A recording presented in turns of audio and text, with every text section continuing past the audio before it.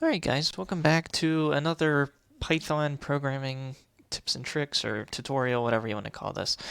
Um, if you like this kind of content, don't forget to hit subscribe as always, and I'm just going to plug this t-shirt. If you want to support the channel, I have this linked in the description. It's a cool little Python t-shirt, and you can show this to all of your friends that you know a programming language. Nothing attracts ladies more than that. Anyway, today we're going to talk about formatting strings in Python, and there's a few ways, and I'm going to talk about my favorite way mostly is the fstring method. And before I show you the fstring, I just want to show you something you can use instead and why I think it's inferior to the fstring. So let's say we have a string, and I'm just going to call this like sentence. And actually, let me make sure I'm making this big enough for you. Whoops. There we go. So sentence, and let's say it's gonna say something like hello, and then we're gonna have some name inserted here. Hello, thank you for, I can't type. Stopping by to, or thanks for stopping at blank. I don't know. So that's our string, and these little curly braces are representing placeholders. And at the end, we can do a dot format. So you take a string and you do dot format, and then the parameters are going to be each one of the values that we're going to place in these placeholders. So for instance, it could be a variable, and it'll place the value of that variable in the placeholder, or it can just be an explicit, string or number or whatever have you. So let's go ahead and just say hello. Let's just pass a string and call it like Tom, not Tome. Thank you for stopping at BP because they're getting gas. All right. And now if we print this sentence, just to show you, it will put, what is this called, example? And it doesn't run. Oh, I didn't save. That's why. There we go. Hello, Tom. Thank you for stopping at BP. It'll put the value corresponding to what place it is in the parameter list into those placeholders.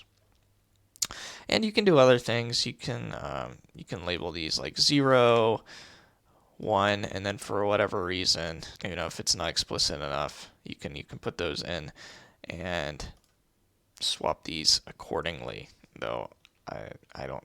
And then you could put 1 and 0 if you wanted to, like that. But I don't know why you would want to do that. Why wouldn't you just put them as they're going to be in here? But that is an option. Okay? And the problem with this is, or one of the problems that I see, and that I think makes it harder to read, is what if we have 20 different things that we're putting into this string? All right, well, if we have 20 different parameters, that's going to be hard to follow because you're going to be on number 10 in the parameter list, and you're like, okay, well, let's say these don't have numbers. Let's say they're empty like it originally was.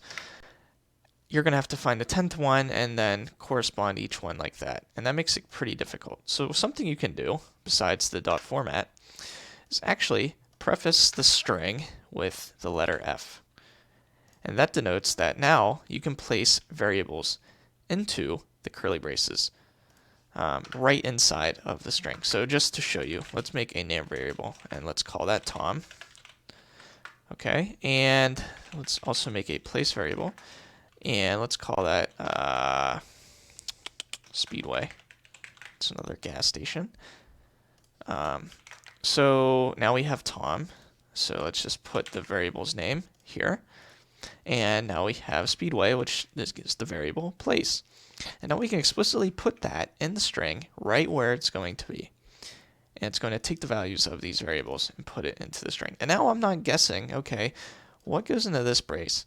And what goes into this brace? And then when we're 10 down the line in this string, I just have to look inside the curly brace to know what's in there. So now if I save and run this, you can see that it puts it right into the string, right where the curly brace is. And you can do other things. You can say hello, and you can do some kind of math, like 1 plus 2. Okay, and now that I ran it, you can see it says hello 3 Thank you for stopping at Speedway. So you can do arithmetic. You can do basically anything you can do in Python. You can put it into this. Of course, you don't want to put a whole couple of lines of code into this, but you guys get the point. It makes it easier to determine what's going in each one of these spots. So that's pretty much all I have to share with you guys, but it's something really powerful and very useful. So don't forget to subscribe, like I said, if you like this content, and I'll see you in the next one.